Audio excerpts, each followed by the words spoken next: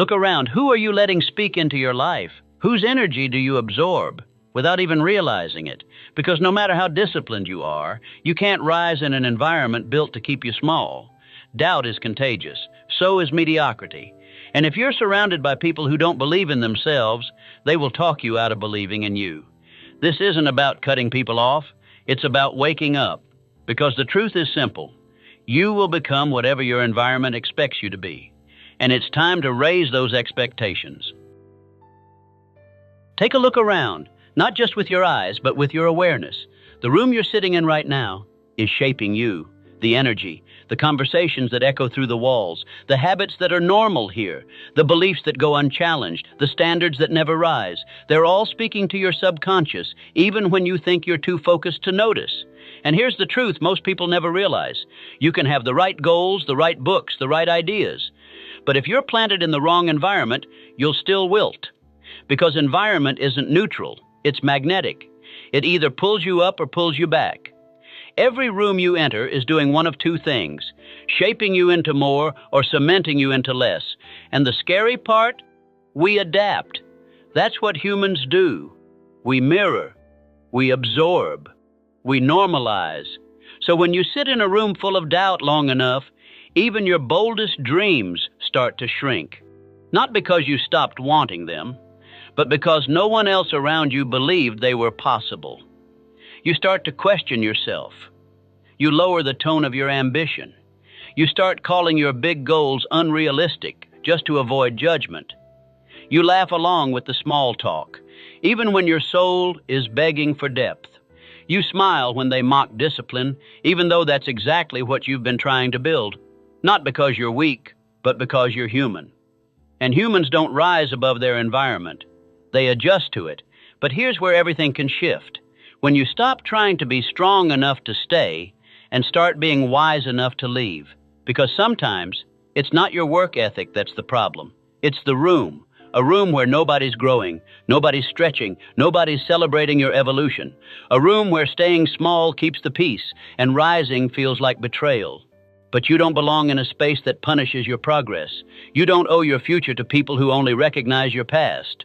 You owe yourself a room, real or metaphorical, that reflects the level you're becoming, because the most powerful shift isn't just in what you do, it's in where you are, what you surround yourself with, what you let feel normal, what you accept in silence. So ask yourself, is this room building you or burying you? And if the answer makes your stomach turn, good. That's your cue to walk out, to level up, to find a room that mirrors the future, not the fears you carry, because the environment you choose next is the life you're about to live. Doubt doesn't always show up loud. It doesn't scream at you. It whispers. And if you're not careful, you'll mistake it for logic. You'll call it being realistic. You'll say you're just being practical, but really you've been infected. Because doubt is contagious, and it spreads fastest in the people you love most, the ones closest to you. The ones who mean well, but live small. They don't sit you down and tell you to quit. They just hesitate when you speak with conviction. They raise their eyebrows when you dream too big. They crack a joke when you talk about building something from nothing. And piece by piece, your fire starts to flicker, not because they hate you, but because your belief confronts their own limitation. And if you don't know how to spot that energy, you'll absorb it. You'll start second-guessing the vision that used to keep you up at night. You'll pull back, tone it down, wait a little longer. Not because you've changed your goal, but because the doubt around you has changed you. I've lived this.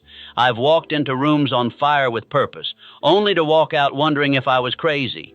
Because when no one around you believes, you begin to wonder if you should. You question the timing, the idea, yourself. That's the thing about doubt. It doesn't just challenge your plan. It starts to corrode your identity. And here's the worst part. You can build the right habits, read the right books, keep your routines tight. But if every voice around you plants uncertainty, you'll have to fight twice as hard just to stay still. That's why proximity matters, because the words you hear most become the ones you start believing. And the energy you sit in daily becomes the mood you call normal. So take a look at your circle. What are they saying when you talk about your vision? Are they fanning your flame, or are they quietly pouring water on it? Because if you're surrounded by doubt, you're not weak for feeling stuck. You're just breathing secondhand fear. And fear, when repeated enough, starts to sound like reason. Don't fall for it. If the voices around you don't match the future you're building, turn them down. Step back. Create distance. Because you don't need their permission to believe in yourself. You need the space to believe without interruption. Protect that space. It's sacred, because what you hear every day becomes what you become. We're mirrors. That's what no one tells you. You can read all the right books, write down your affirmations, build perfect routines. But if the people around you reflect fear, insecurity, and limitation, that reflection will start to look like truth. It's subtle at first. You make a bold statement and someone flinches. You share a dream and someone says, well, be careful. You speak with confidence and someone calls it cocky. And even if you don't respond, you absorb, you start to dim just a little. So you don't make them uncomfortable. So you don't outshine the mood of the room, so you still belong. Because the desire to fit in runs deeper than you think. But here's the problem. When you reflect your environment more than your vision, you become a version of yourself that was never yours to begin with. A quieter version, a smaller one, a more acceptable one. And after a while, you start to forget what you actually believe, what you really want, who you even are beneath all that noise. Because that's what mirroring does. It replaces clarity with compatibility. You don't ask, is this right for me? You ask, will they still like me if I grow? I've done it. I've walked into rooms knowing exactly who I was and left wondering if I should shrink just a little, just to stay close, just to be understood. But the truth is this, if the people around you don't reflect the greatness in you, they'll slowly pull you back into their comfort zone, not out of malice, out of habit, because people project, and if they've settled, they'll expect you to do the same. That's why you need mirrors that show you truth, not fear, not jealousy, not watered-down support, but truth. Reflections that call you higher, that challenge your thinking, that remind you of your standard when you start slipping. Because in the right environment, you don't forget who you are. You're reminded constantly. You walk different, talk different, think bigger. Because the energy around you won't let you settle. That's the mirror you need, one that reflects possibility, not limitation. So take a hard look at who you're reflecting. Are you dimming your light to stay familiar? Are you absorbing their fears and calling them yours? Or are you choosing to be in rooms that remind you of who you really are? Because your identity isn't just internal, it's influenced. And if you want to grow, you have to choose mirrors that show you your potential, not just your past. You ever wonder why it feels so hard to stay strong? Why you start the day with clarity, discipline, intention, and end it feeling drained, second-guessing everything? It's not because you're weak. It's because you're outnumbered. You're the only one in the group choosing growth, the only one holding yourself to a higher standard, the only one reading, reflecting, rising, while everyone else is coasting, complaining, or clinging to comfort. And that takes a toll. See, we've been told to just be stronger, push through, be the example. And sure, strength matters. But let's be real. Even the strongest tree will lean if the wind is always against it. And if your whole environment is pulling you toward your old self, you'll start to feel like it's you that's broken. You'll wonder why you can't stay consistent, why your energy drops, why you feel alone even when you're surrounded by people. But the truth is, you're not broken. You're just surrounded by smallness. And trying to build something big, that's not weakness, that's misalignment. And if you don't address it, you'll waste all your strength on resisting the people around you, instead of building the life ahead of you. You can't hold the entire room up forever. At some point, you'll either drop your vision or drop the weight. And yeah, that hurts. It hurts to admit that the people you've known forever might not have the capacity to grow with you, that some of your deepest connections might only be deep because they've never been tested. But growth will test them, and if you're the only one doing the work, that imbalance will start to eat away at you.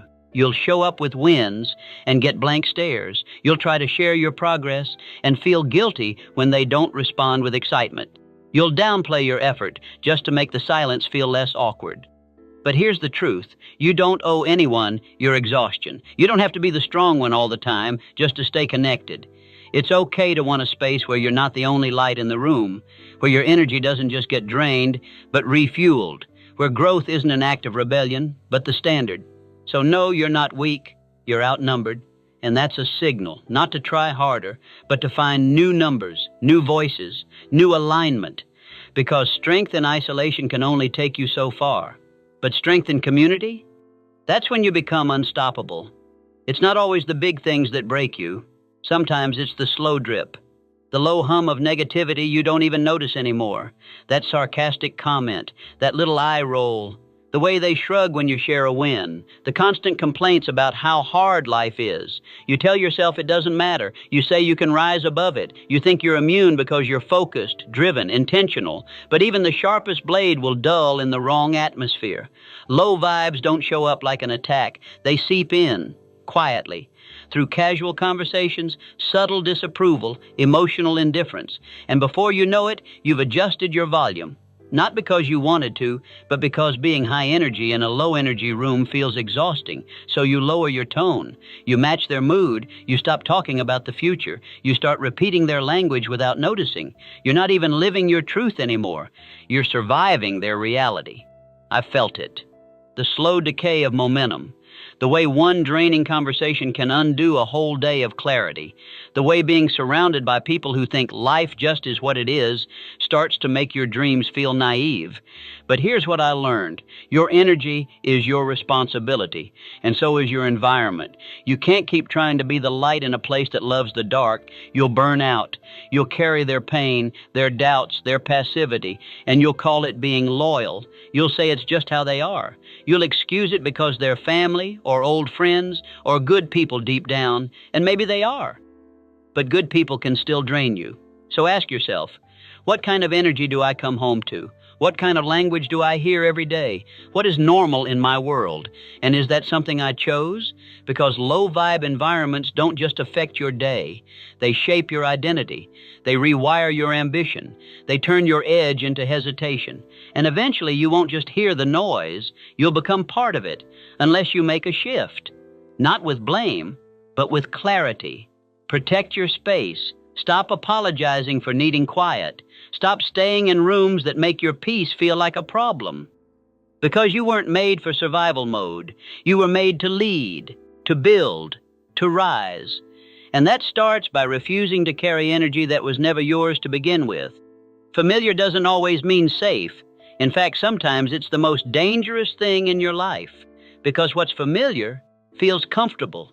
And comfort keeps you from questioning, from moving, from growing.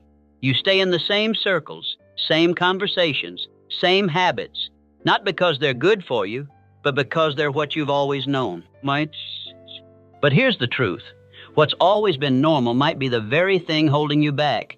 That friend who always says, don't work too hard. That family member who tells you to be realistic.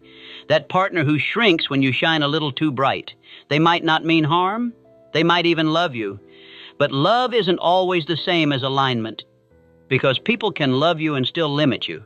If your growth threatens their comfort, they'll do it gently, quietly, with a laugh or a passive comment or a change in tone, and you'll feel it, even if you can't explain it.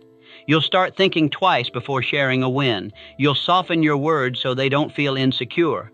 You'll carry guilt for wanting more, because they stopped wanting anything long ago. But you can't keep pretending smallness is connection. You can't keep calling dysfunction just how they are. Because every time you excuse it, you absorb it. And slowly your evolution becomes a burden. Not because it is, but because it's unfamiliar to the people who once knew you best. And here's the dangerous part. You'll want to go back. Not because you belong there, but because it's easier than walking alone. You'll remember the laughs, the memories, the old rhythm. And you'll ask yourself if you're being selfish, if maybe you should just be grateful for what you have. But that's not gratitude, that's fear. Gratitude doesn't mean staying in rooms that no longer serve your soul. It means appreciating what got you here without letting it keep you from what's next. You can love people and still leave the dynamic. You can honor the past without dragging it into your future. Because at some point, familiar becomes the cage, and freedom becomes the risk. But you weren't built to live trapped in patterns that no longer fit. You weren't made to dilute yourself for comfort. You were made to rise, even when it means outgrowing what once felt like home. So if your environment feels familiar but heavy, don't ignore it. Don't numb it. Don't stay just because it's easy. Familiar can feel safe, but growth will always ask you to let go of something that once felt like it mattered.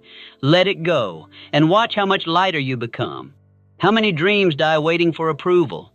How many bold ideas were watered down, softened, shrunk, just to make them easier for someone else to swallow?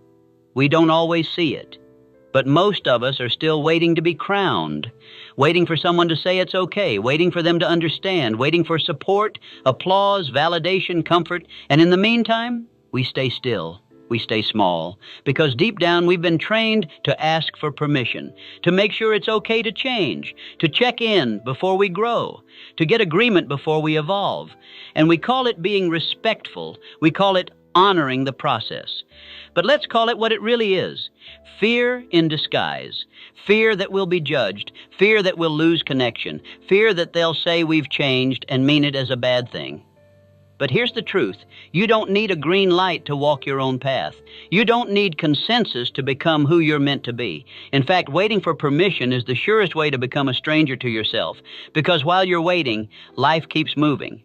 And the version of you that was ready to rise, they're getting quieter, smaller, buried beneath the noise of what if. What if they don't get it?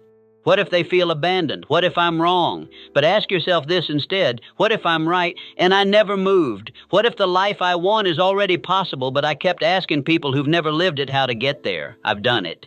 Held back my voice, dumbed down my vision, tried to make everyone comfortable while slowly erasing myself. But the more I asked for permission, the more imprisoned I became. Permission is polite control. It's invisible chains. It's the silent agreement to never outgrow the people around you. But growth was never meant to be voted on. It was meant to be claimed. By action, by clarity, by walking, even when no one claps. Because here's the truth. They might not understand. They might not support you. They might not stay. But you know who will? The version of you waiting on the other side of all this. The one who never needed permission, just courage. So stop waiting. Start becoming. This is your life. And the only person who has to believe in it is you. Not everyone is meant to understand you. And that's okay. Your growth is not a group project. Your healing doesn't need a panel of judges. Your transformation isn't up for debate. But that's hard to accept, especially when the people you love the most are the ones who question it. They'll ask what changed. They'll say you're different. They'll wonder why you're pulling away, why you're not as available, why you don't laugh at the same things anymore. And if you're not careful, you'll start explaining yourself, trying to make your evolution digestible, trying to translate your soul into a language they've never learned. But you don't owe anyone an explanation for choosing yourself.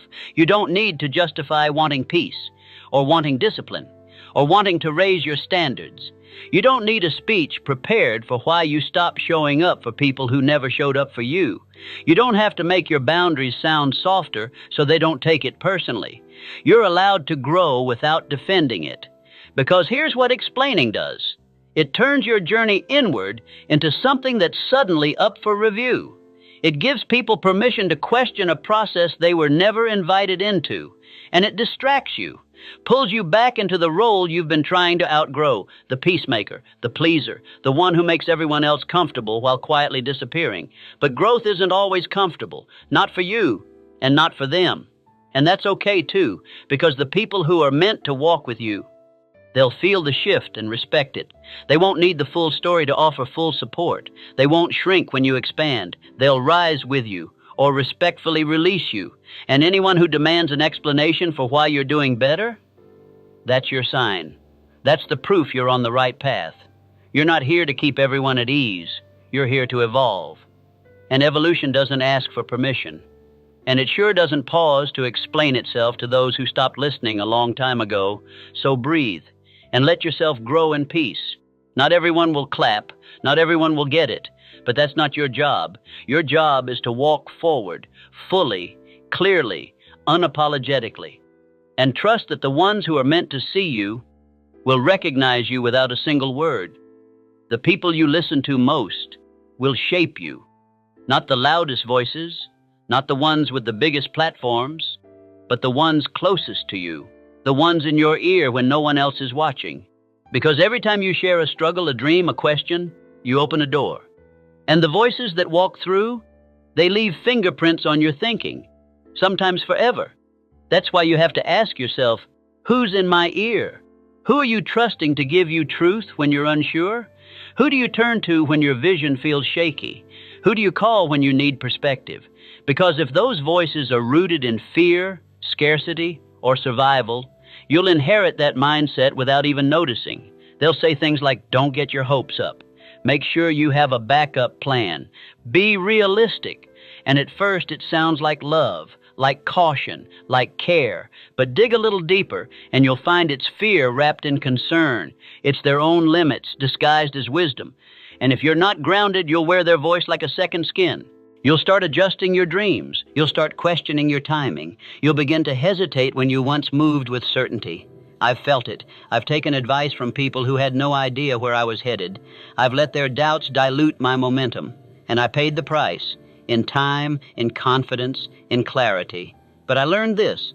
Just because someone cares about you doesn't mean they're qualified to counsel your future. You don't take business advice from someone who's never built anything. You don't take life direction from someone who never left their comfort zone. You don't hand your vision to someone who's still blind to their own. Protect your ear, because what you hear becomes what you think. And what you think becomes who you are. You need voices that expand you, voices that see your greatness, especially when you forget, voices that challenge you, not cage you. And those voices might be rare. They might not be your friends. They might not be your family. That's okay. Find them. Even if it's through books, podcasts, mentors from afar, because the right voice at the right time can shift everything. It can realign your vision. It can remind you who you are. So choose wisely. Your future is shaped in silence, in whispers, in those quiet moments when you let someone else speak into your path. Make sure the voice you're listening to is lifting you higher, not holding you still. Most people think they set their standards, but the truth is, they absorb them. Not through intention, but through repetition, through culture, through the habits and expectations of the people around them. You don't consciously decide what's normal. You pick it up, you inherit it, and unless you question it, you live by it. Think about it. If you spend every day with people who skip the gym, who live paycheck to paycheck, who joke about quitting, who never talk about dreams, that becomes your baseline. Not because you chose it, but because you didn't challenge it. And soon mediocrity doesn't feel like failure. It feels like reality. Not being disciplined becomes understandable. Being tired all the time becomes expected. Doubt becomes logical. Dreams become optional. All because the standards around you are so low, you stop noticing how far you've fallen. You start making excuses instead of making changes. You call it balance. You say you're just going through a season, but deep down you know you've stopped rising because you've settled into someone else's rhythm. It happened to me. I thought I was driven, focused, hungry. But then I changed my environment and realized I had been coasting, because when I finally got around people with real standards, mine looked like suggestions. They didn't wait to be motivated. They didn't celebrate mediocrity. They didn't let each other off the hook. They didn't talk about dreams. They executed. And being around that energy, it woke something up in me, something I'd been numbing with logic and comfort, and I'm doing fine. Because fine is where dreams go to die. You need to raise your floor, not just your ceiling. You need to be in rooms where your current best is considered average, not because you're not enough, but because you've got more in you, more vision, more strength, more clarity. And the people around you should pull that out of you, not push it down. So ask yourself, what's normal in your circle? What's praised? What's tolerated? What's dismissed? Because that's what you're absorbing every day. And if you don't like the answer, good. That means you're awake. That means you're ready to stop mimicking standards that were never yours and start living by the ones that match your destiny. Because you don't rise to the level of your goals, you fall to the level of your environment, and your environment is whispering who you are even when you think you're in control. There comes a point on every journey where you have to walk alone, not because you want to, not because you're better than anyone, but because your future demands it. That moment when you realize not everyone's meant to come with you, not everyone can, and the longer you delay that truth, the more your soul starts to ache. You feel it in your chest, that quiet tension between who you were and who you're becoming. You keep trying to fit in, but the fit doesn't feel right anymore. You keep showing up, but you leave feeling smaller every time. And it hurts. It's supposed to. That's what growth does. It stretches. But if you want to rise, you have to stop waiting for someone to say, "I get it." Because they might not, ever. They might not see what you see. They might not believe like you believe. They might still be clinging to comfort while you're being called to clarity. And that divide? It can't always be bridged. Sometimes the strongest move isn't trying harder to keep people in your life. It's letting go so you can keep your life moving. I've done it. Held on too long. Made myself small just to keep the bond. Tried to slow down my growth so no one felt left behind. But all that did was leave me behind. And eventually you wake up and realize if you're always the one compromising, that's not connection. That's self-betrayal. You deserve a life where your evolution isn't a burden, where your ambition isn't met with silence, where your joy isn't watered down to keep things even. But sometimes to find that life, you have to walk alone first. And yes, it's lonely. Yes, it's quiet. Yes, it's hard.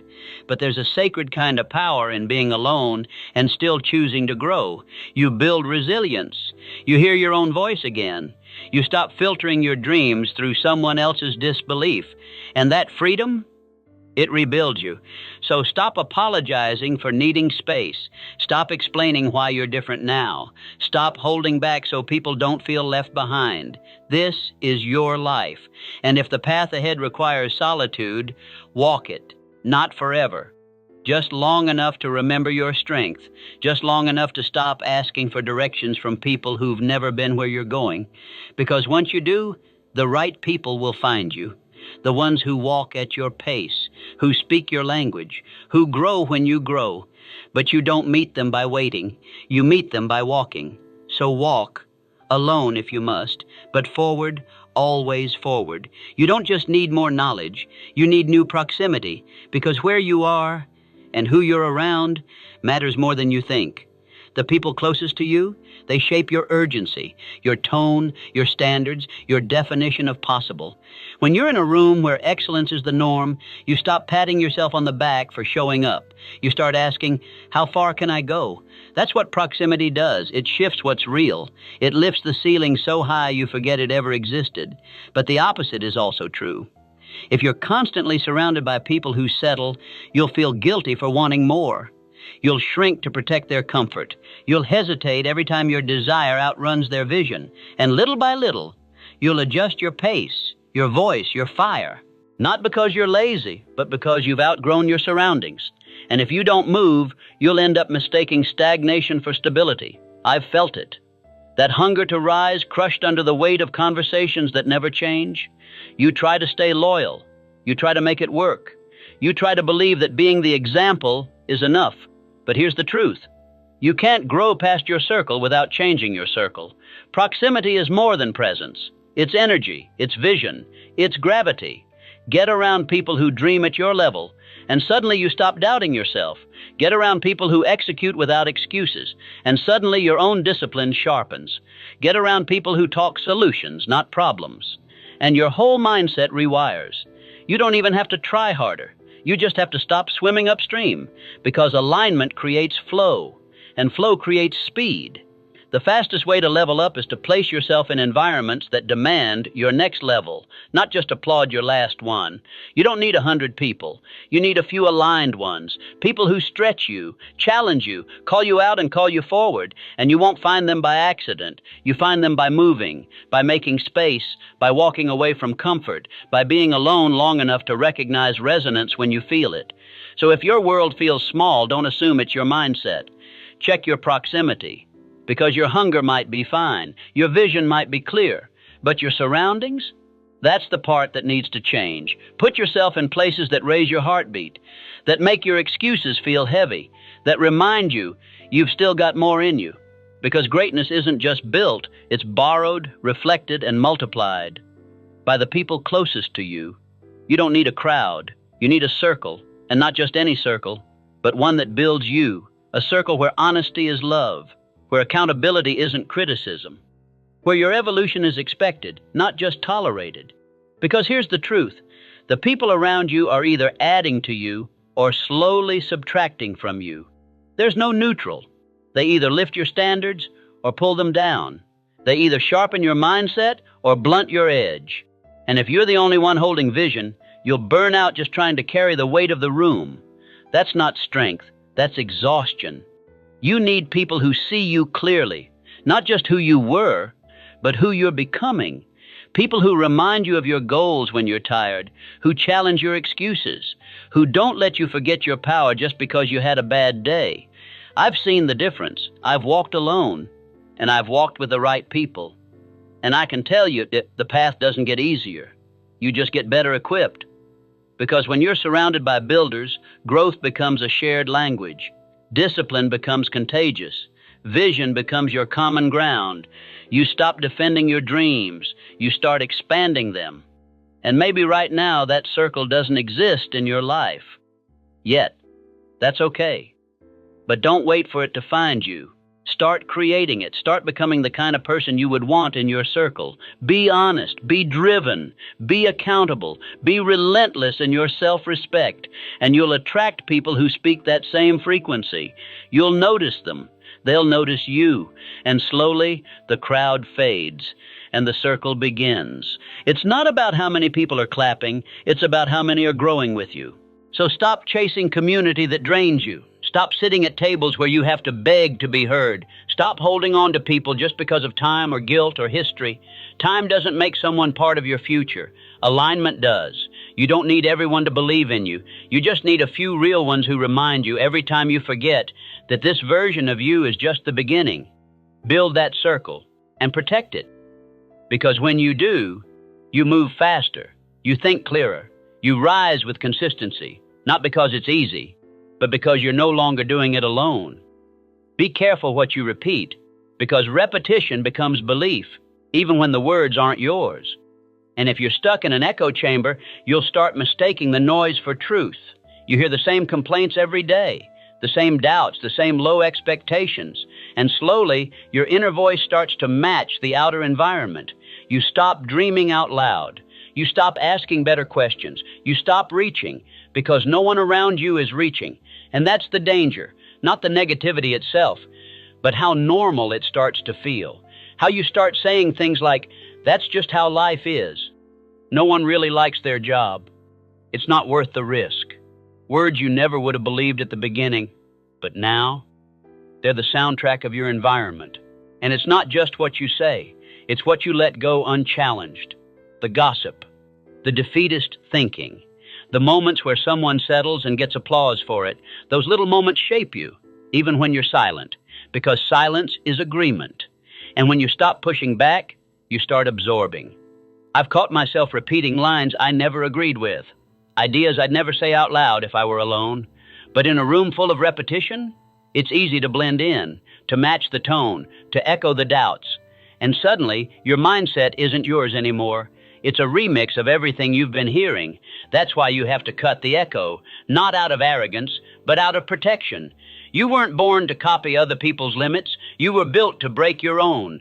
So stop rehearsing the small talk that drains you. Stop feeding your mind the same recycled fear. Stop repeating things that don't reflect your truth. If you want to think different, you have to hear different, which means being intentional about your input, choosing silence over noise, choosing elevation over comfort. And yes, that might feel lonely at first. But quiet is where your real voice lives, the one that remembers, the one that still believes, the one that's tired of pretending everything's fine when it isn't. Cut the echo. That doesn't mean you cut everyone off. It means you cut off the agreement. You stop nodding at things you don't stand for. You stop laughing at what doesn't align. You stop letting repetition shape your reality. Because belief isn't always born, it's installed. And if you're going to install anything, let it be truth. Let it be possibility. Let it be your own voice, louder, stronger, unshaken. So when the echo chamber gets loud again, you'll know exactly what to do. Step back, turn down the volume, and choose a different sound. Not everything deserves access to you, not every voice, not every opinion, not every invitation. Because your mind, it's a gate. And what gets through starts to grow. Every word you hear, every post you scroll, Every conversation you entertain, it's planting something, a belief, a doubt, a vision, or a limitation. And if you don't guard the gates, your life will be filled with things you never meant to let in. You'll wake up one day thinking thoughts that aren't yours, living by rules you never agreed to, tolerating energy you swore you'd never allow because you didn't protect the entrance. You can have discipline in your habits, structure in your schedule, clarity in your goals. But if your mental gates are wide open, the wrong energy will slip in and sabotage everything. I've seen it in myself. One scroll through the wrong feed and my peace is gone. One call from someone stuck in the past and I'm questioning my future. Not because they're powerful, but because I wasn't intentional. I let them in. And what you allow in becomes what you deal with. So start asking the real questions. Does this voice align with my values? Does this conversation feed my growth or drain it? Does this energy deserve a seat at my table? Because your time, your space, your attention, they're sacred. They are not free. They are not for rent. You don't owe everyone access just because they ask. You don't need to explain why you're unavailable. You don't have to justify your boundaries. Guarding your peace isn't selfish. It's survival. Because here's the truth. Every day, you're building something. A mindset, a vision, a future. And you wouldn't leave your front door wide open overnight, so why leave your mind unguarded? Start treating your internal world like it matters. Start choosing your inputs the way you'd choose a partner. Carefully, intentionally, without apology. You don't need to watch everything. You don't need to respond to every message. You don't need to prove you're kind by being accessible. You need to protect what you're building, because distractions don't look like threats. They look like opportunities, like updates, like someone just checking in. But every yes to the wrong thing is a no to your next level, so guard the gates. Your future depends on it. You don't just change by deciding, you change by entering a new atmosphere, a space that holds you to a different standard. A room where your growth isn't just accepted, it's expected. Because here's what most people miss. You can't become a new you in the same air that built the old one. You can't rewrite your story in an environment that only knows your last chapter. And no matter how much inner work you do, if the atmosphere around you stays the same, it will eventually rewrite you. The tone, the energy, the rhythm, it all shapes who you become when no one's watching. You can be on fire with purpose and still lose your edge in a room that's stuck in neutral. You can be full of vision and still talk yourself out of it if the people around you are allergic to belief. So if you want to change, really change, don't just shift your habits, shift your air. Get in spaces that make your excuses feel uncomfortable, where laziness isn't funny, where cynicism doesn't get applause, where clarity is the culture. Find people who don't let you coast, who ask better questions, who speak your next level like it's already real. That's when change sticks. That's when identity locks in. That's when you stop feeling like an imposter in your own future. I've walked into rooms that changed my life without a single word being spoken. Just the presence, just the frequency, just the way excellence sat in the air like it belonged. And in that atmosphere, something shifted. Not because I learned something new, but because I finally believed what I already knew. That's what the right environment does. It awakens what was buried. It reminds you of the truth you've been carrying all along. You don't need to force it anymore. You don't need to beg for validation. You just need to breathe better air. So create it, seek it, step into it, even if it means stepping out of what's familiar, because your next level isn't just about what you do, it's about where you are, the energy, the influence, the alignment. So if you've been doing all the inner work and still feel stuck, maybe it's time to change your air, because the right atmosphere doesn't just support change, it completes it. You walk different, talk different, think different, not because you're pretending, but because you're finally aligned with the life you were built to lead. This is the power of proximity. This is the quiet truth no one tells you. Sometimes the most powerful shift isn't in you, it's in where you stand. So now the question is yours. What will you change now that you know? What energy will you protect? What voices will you turn down? What circle will you build? Drop it in the comments. Say it out loud. And let this be the moment everything shifts. If this message moved you or reminded you of who you are, please consider subscribing. This is your next step